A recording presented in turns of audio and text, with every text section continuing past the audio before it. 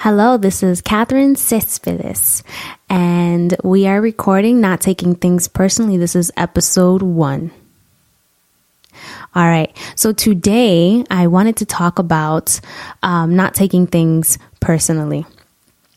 And the reason why this is coming up is because I had such a wonderful week of revelations. And the number one thing that stuck out to me is that I got into my car after the end of the day. And the one thing that came into my mind was, don't take it personal. So I wanted to dive in deeper with that in the podcast for today. So it has come across my mind and in various conversations that I've had with family and friends and coworkers, how we basically monitor our actions and our behavior and even what we say based on how we think other people will judge us. And I just thought, isn't that sad? Isn't that sad that I can't fully express myself because I am so afraid of what someone else is going to think of me? I am so afraid to not be perfect. I am so afraid of not being the individual that you expect me to be. So this whole thing happened this week, and it's been happening ongoing, where I'm trying to be perfect and I'm trying to get everyone to be happy, and I'm trying, and it's funny because it goes against this other mind chatter where I'm saying, you are perfect, whole, and complete. You are perfect, whole, and complete. You are perfect, whole, and complete. And at the same time, I'm thinking, I'm not perfect, whole, and complete, and I'm going to work so hard to make you think that I am. And all of this happens because I've been taking things way too personally. So I'm pretty sure there are at least 1 or 2 individuals out there in the world that take things personally. And this message is for you. So I went into a reading. And I am studying Essential Earnest with Dr. Hearn at Seaside Center for Spiritual Living. And every Thursday, we meet and we talk and we do readings. And I have this whole community of individuals who are in this program with me. And we did this one exercise called Fear to Faith. And in this Fear to Faith, we target what we are fearing and then we release it. Understanding that that fear is not real. And I'm sure some of us have heard the acronym of false evidence appearing real, right? FEAR, fear. And that's exactly what happens when we take things personally. It's a false evidence appearing real. The false statement that you never do this right. Or you never do this right. And you're thinking, how do they know? Are they clairvoyant? Can they read my mind? Do they know that I'm scared? Do they know that I have no idea? They don't. That is completely their own understanding of who you are. You see, what is so beautiful about being human is that we all live in our own worlds. And my world is completely different from the world that you are in. It's not the same. In my world, I am the star. And in your world, you are the star. So whatever is being said to me, whether it's, Kat, you are awesome. You are wonderful. You do everything perfect. It's the same thing as Kat, you suck. You can't do anything right. It's the same individual, but I know the truth of who I am. I know what I'm doing. I know what I'm here for. I know what I'm standing up for. I know who I am, with and without the praise, with or without the judgments. So it all comes back to not taking things personally. And I say that because sometimes we get so caught up with how we want the world to see us that we stop expressing who we are, and we kind of pinch off that innate knowing, that innate awareness, that innate knowledge that comes in the magical moment right? Because instead of being open to receiving that awareness, I am closing it down, trying to create an individual that would better help you, an individual that will better suit you and who you think that I am. So it all comes back to not taking things personally.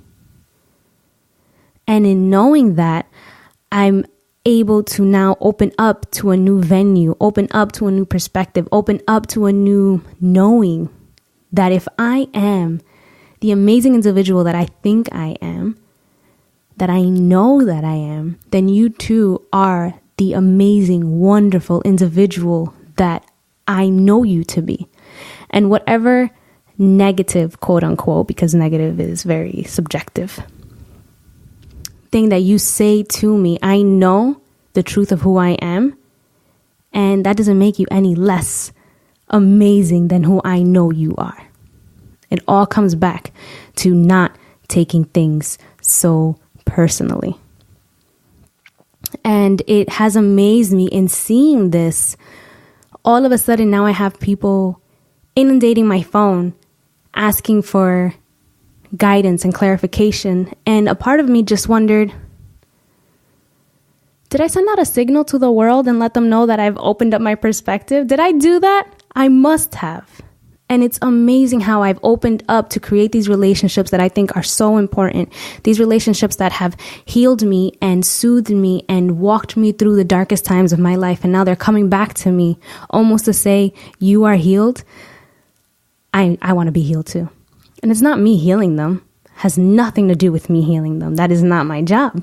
My job is to walk in this world with my knowingness and not taking things personally. Because the moment I take things personally, I shut myself off to this beautiful knowing of God. Call him God, Yahweh, Jesus Christ, whatever you want to call this infinite knowing, this infinite knowledge. This is more than just, I'm in this room. It's more than just you are sitting here in this room. There's more to that, and we know that. The moment I take things personally, I forget that. So not taking things personally has really opened up an array of possibilities for me. In understanding that I know that I am whole and complete, and the moment that anyone comes up to me to tell me otherwise,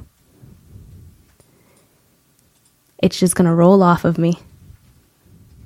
That's not to say that when you are doing something wrong and you do know you're doing something wrong, you continue doing this thing in the quote unquote wrong way. It's just acknowledgement. Not taking it personally, but acknowledging the fact that it is there. In preparation for this podcast, I had a plethora of quotes from Marilyn Monroe and Ernest Holmes and Jim Carrey. And I had them all on my phone. And now my phone is dead. So I am not taking that personally. My phone just needed a break. And I did some research to see who else in this world has used that same knowing to become the individual that they are today. And one of those people is Stephen King. So Stephen King has been writing for a really long time.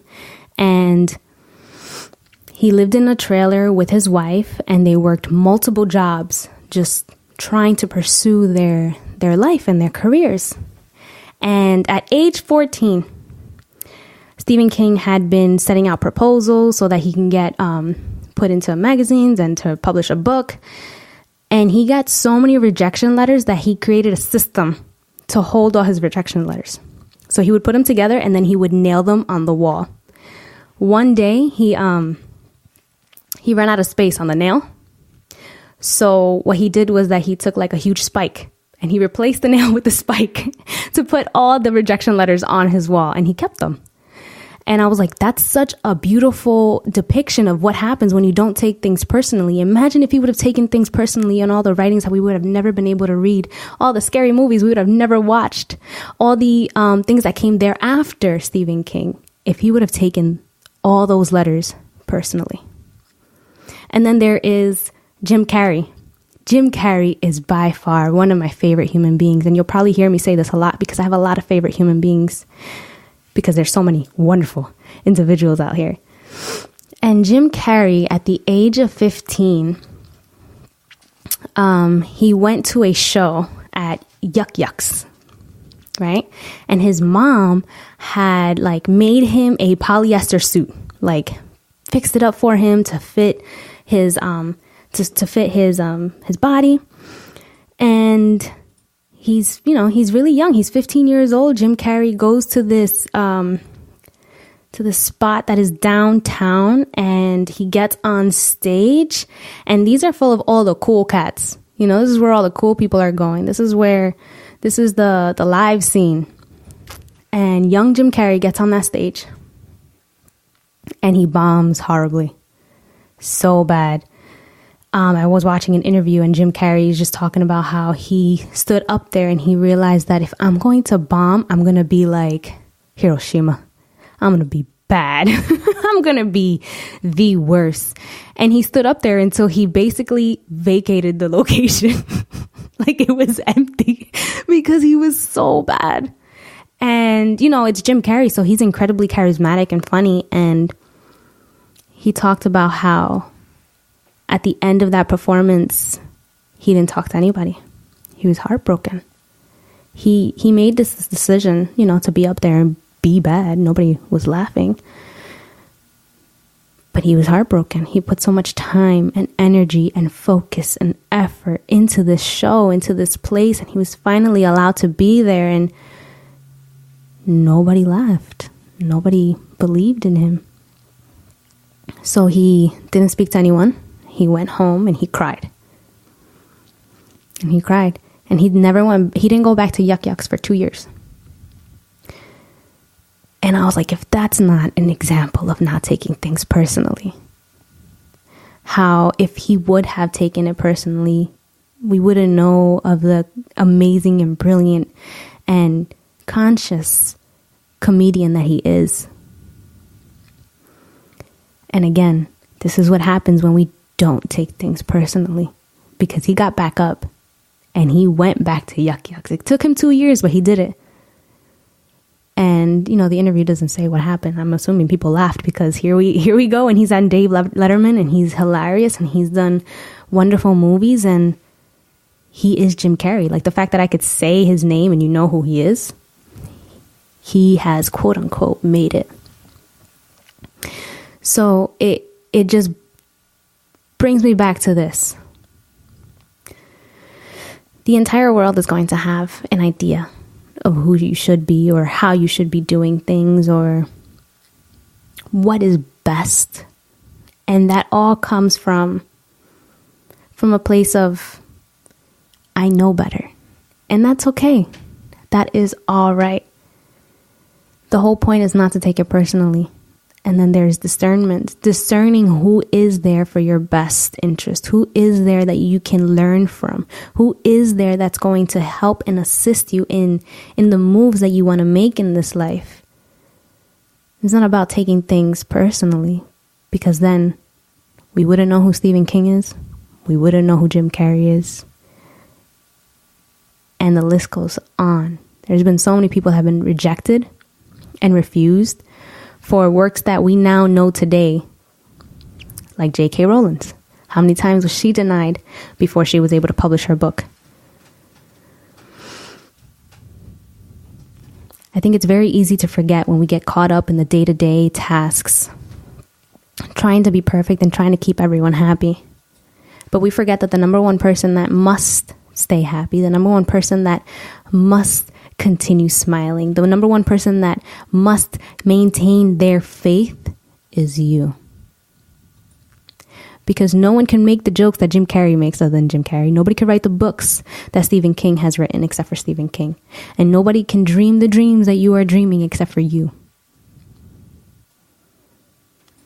So in all of this, the number one takeaway, if you haven't heard it already, is not to take things personally. See them for what they are. Use them for what it is that would best suit you in either making a better change or increasing your revenue or whatever it is that you see it, but it's not you. You are perfect, whole, and complete. I was watching a documentary by Wayne Dyer last night, and what struck me the most was that he mentioned that for the first 9 months of our existence, there's nothing that we need to do. There's nowhere that we need to go. And yet somehow we develop and we are created. And that's only because we allow for a creator to help us to become from one cell to a billion cells into a baby. And for the next 9 months, we do nothing but accept and receive and allow. And somehow after that, we forget.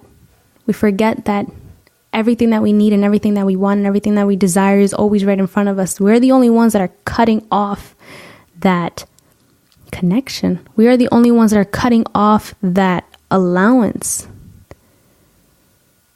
And maybe for the first step, all we do is stop taking things personally.